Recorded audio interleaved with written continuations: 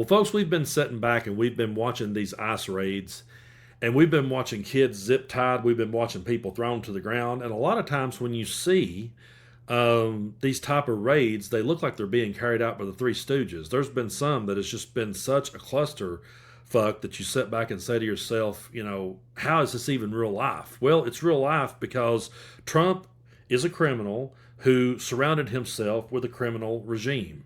And he is okay with having criminals be part of ICE. And yeah, I actually said that out loud, and I'm going to read you an article here from NBC. Before I do, I just want to thank y'all so much for helping me to build this platform. If you haven't already, be sure and hit that subscribe button as we cruise toward 1 million subscribers. I truly do appreciate all of you. And it doesn't cost anything to do so. So go ahead and hit that button and just know that I truly do appreciate all of you for helping me to build this platform. Y'all mean the world to me. So this is crazy, folks, that we're here. It's crazy that this is actually happening in 2025. But according to this article from NBC, some new ICE recruits have shown up to training without full vetting. The recruits have had criminal backgrounds, or they failed drug tests, or were unable to meet physical or academic standards, raising concern about the agency's push to hire immigration officers, sources told NBC. Now, before I continue to read this article, I would just like to ask you, have you ever been able to go in for a job interview and get hired and your criminal background just got right past them? Have you ever been able to get hired after failing a drug test? Have you ever been able to get hired even though you didn't meet the requirements? That doesn't happen anywhere else, but it does in Donald Trump's world. And so let's read this article here together. So ICE has placed new recruits into its training program before they have completed the agency's vetting process, an unusual sequence of events as it rushes to hire federal immigration officers to carry out Donald Trump's mass deportation policy. Well, it's not actually unusual when you consider that Donald Trump pardons criminals. So he's going to have no problem with any of this because he has absolutely no problem with pardoning violent criminals and putting them right back out on the street. So ICE officials only later discovered that some of the recruits had failed their drug testing, have disqualifying criminal backgrounds, or don't meet the physical or academic requirements to serve, the sources said. Staff members at ICE's training academy in Brunswick, Georgia, recently discovered one recruit who had previously been charged with strong armed robbery and battery stemming from a domestic violence incident, the current DHS official said.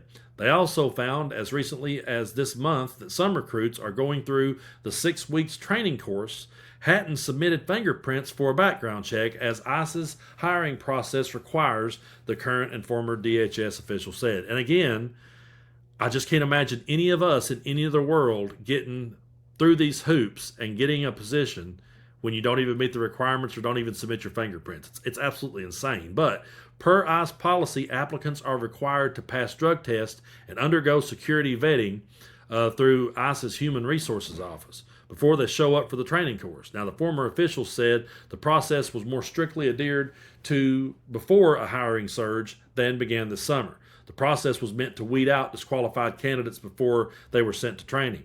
Since the surge began, ICE has dismissed more than 200 new recruits while they were in training for falling short of its hiring requirements. The majority of them failed to meet ICE's physical or academic standards, according to the data. I just imagine the main reason this is happening is because so many people who were there on January 6th or were sitting on the couch cheering on the people on January 6th and said, oh boy, let's become ICE agents. I really feel like that's a lot of what this is. And when these criminals see Donald Trump pardoning other criminals, they know, hey, we can get a job working for ICE, and Trump's not going to say anything about it.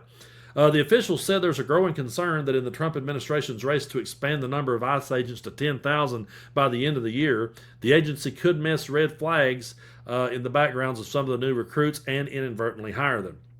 There's absolute concern that some people are slipping through the cracks, said a current DHS official. The official said many of the issues have been flagged during training surface only because the recruits admitted that they didn't submit to fingerprinting or drug testing before they arrived. But what about the ones that don't admit it, the official said? And how many do you think would actually admit that out loud? Department of Homeland Security told NBC News in a statement that most of the new recruits are former law enforcement officers. and former ICE officers who go through a different process. So, Tricia McLaughlin, who's a spokesperson for DHS, said the figures you reference are not accurate and reflect a subset of candidates in an initial basic academy classes.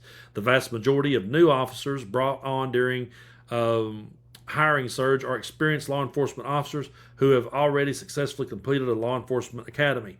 The population is expected to account for greater than 85% of new hires. Prior service hires follow streamlined validation but remain subject to medical, fitness, and background requirements. Now, the Atlantic reported this week on the struggle of some ICE recruits have had with meeting the agency's physical fitness requirements. The broader scope of issues and specific data haven't been previously reported. ICE has been under pressure from the White House to increase hiring with the funding Congress designated in a sweeping tax and spending bill that Trump signed into law on July 4th. It has frequently lagged behind the White House's goal to arrest 3,000 per day, which is attributed to the lack of staffing. So, as part of the effort, ICE shortened the training of the federal law enforcement training in Georgia from 13 weeks to 8. Recruits are now supposed to attest that they can pass ICE's physical fitness test, which includes sit-ups, pull-ups, and running a half a mile or a mile and a half in under 14 minutes and 25 seconds. Darius Reeves, who recently left his position as an ICE field officer in Baltimore, said he believes the agency's August 6th decision to waive age limits so older people can join has led to more recruits failing the physical test. The new recruits are dropping like flies, Reeves said, and rightly so. It makes sense. We're going to drop the age requirements. Of course, this is going to happen. Folks, this is absolute insanity that we're here. And when you stop and think about the fact that just anybody now can run out and sign up for this, and think about the people who are all excited to go out and sign up for this. That's the part that goes through my mind. I picture the people there on January 6th who went on to get pardons going, oh boy, I can become an ICE agent. I picture all the people who were sitting on the couch cheering them on January 6th going, oh boy, we can now all become ICE agents. And these people, to me, are the worst of the worst. And I really don't think that Donald Trump would care if anyone didn't pass a background check when he has pardoned violent people who went right back out and did it again. And recently, when he was asked about one of the people he pardoned is now threatened Hakeem Jeffries, Trump literally just shrugged. He just shrugged like, I don't care, and just went on to talk about Jay Jones and change the subject. These people never accept any accountability or responsibility. But do you really trust ICE? Does anybody out there trust them other than MAGA? They're the only ones that's sitting back cheering this madness on. And they wouldn't be if the roles were reversed.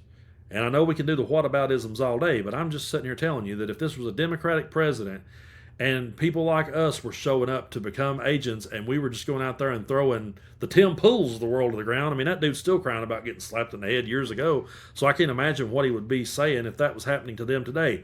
But they're all for it because, folks, this is their goal, and this has been their goal. And they are going to use Donald Trump as their useful idiot to get everything they want to get accomplished, and they will surround themselves with useful idiots. They don't care if they're criminals, as long as they're loyal to Donald Trump. And the party that used to be about pulling yourself up by your bootstraps and taking personal responsibility takes none these days. They take absolutely zero, and it's disgusting. But we have to continue to set and call it out, and I really hope that whenever Democrats can get back in charge and we get a Democratic president, I would love to see ICE abolished, and I would love to see every one of these people put behind bars, because you can't allow criminals to become law enforcement officers. We've already got a criminal for a president surrounded by a criminal regime, and it's just going to trickle all the way down, and these people are going to be there to do his bidding, and it's bullshit. It truly is. But I do appreciate y'all so much for sticking with me here on the channel. We've built a great platform here, and I appreciate y'all so much for your support and for reaching out to check on me. And I know we're definitely in uncertain times, but I always say we'll keep putting the work in, we'll keep calling it out, and we will weather this storm. And when we do and we come out on the other side of it, we're going to have to sit back and really learn from it. And I really do believe that either way you slice it, 50 to 100 years from now, they're going to look back and study this time period. And I always say, which side are you on? And I know that this platform was not on the side of criminals running the government.